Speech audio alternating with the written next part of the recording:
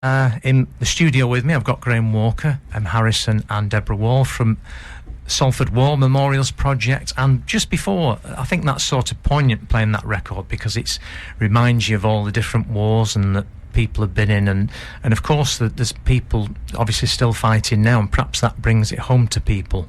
But what people gave up years ago when suddenly they see it happening today and, you know, people coming back injured and people not coming back at all.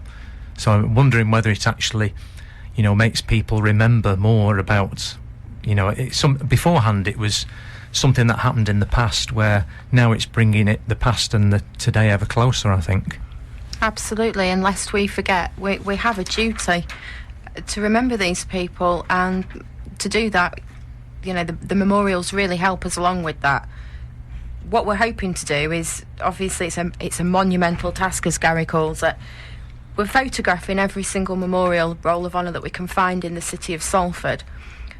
The boundaries of Salford have changed. It's a growing city. It's always been redeveloped. It's ever changing. So we're working with the city of Salford as we know it today. It's a huge task. We're photographing everything. We're indexing every individual on the memorial. We're then researching every individual on the memorial. We'd love to hear from people who've maybe had a grandfather, a great-grandfather who were involved in the Great War. If anybody's got any photographs, that'd be amazing. We'd like to include those, give them their own page on our Roll of Honour on our website. So if anybody has anything like that might be of interest or of help to the group, we'd really appreciate them coming forward and contributing. When we've researched and every individual, we then hope to put books of remembrance together to go with the particular memorial so that it's there for everybody to have a look at. Yeah, it's very nice, that, isn't it? It makes it personal. And, you know, how do people contact you then? Is best... I know you've given me some contact details here, which is probably the best contact to get in touch with you if they want to perhaps provide photographs or memories. We're on Facebook, Salford War Memorials, Swarm. We have a website.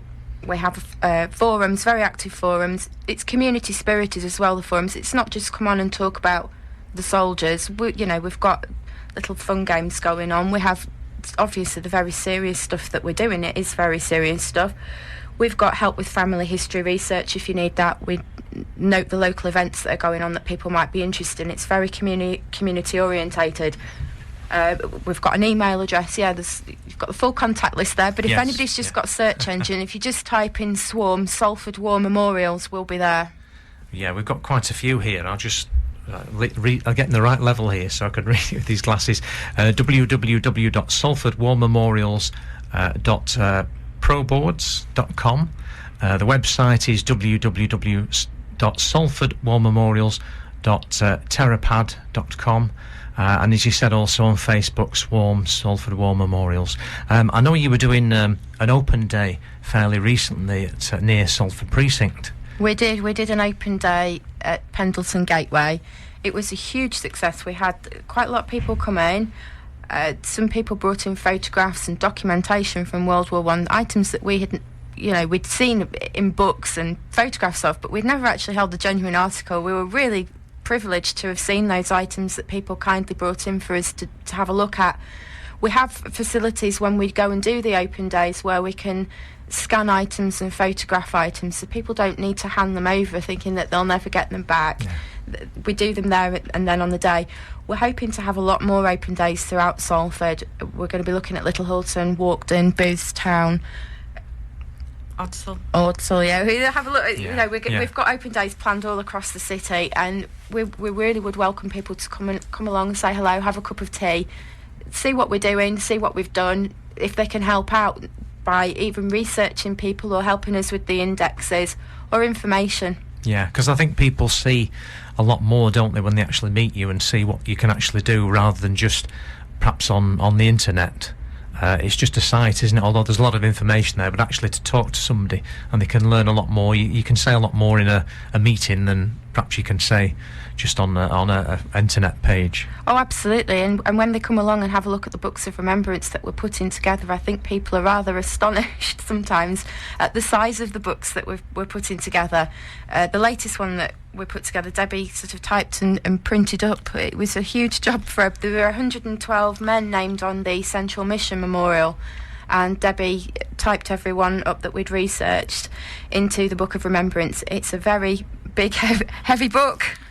Yeah, and I suppose that there was been a lot of people from Salford would have gone to war, especially in the First World War and Second World War, because they were like national call-ups, weren't they? And I presume other wars before that. I'm not really well into sort of how that happened, but I know with the First and Second World War there were massive call-up campaigns, and then most of the men were away.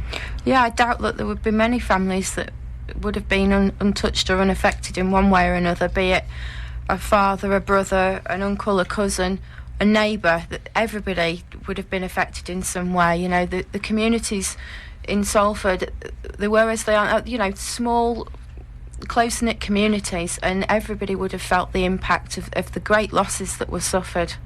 And with it being, I mean, it was Remembrance Day a couple of weeks ago, so it's very close in everybody's thoughts, really, with the Day of Remembrance and Remembrance Sunday, and the 11th, was it the 11th hour of the 11th month of... 11th day of the 11th month, yeah. And obviously, 2014, we've got the centenary as well, coming up the start of the First World War. We're hoping that we'll have managed to document a lot of stuff by then. Yes. I don't think we'll even be halfway done, to be honest. I don't. Right, we're going to have a bit of a break now. We're going to have I'm known for playing instrumentals.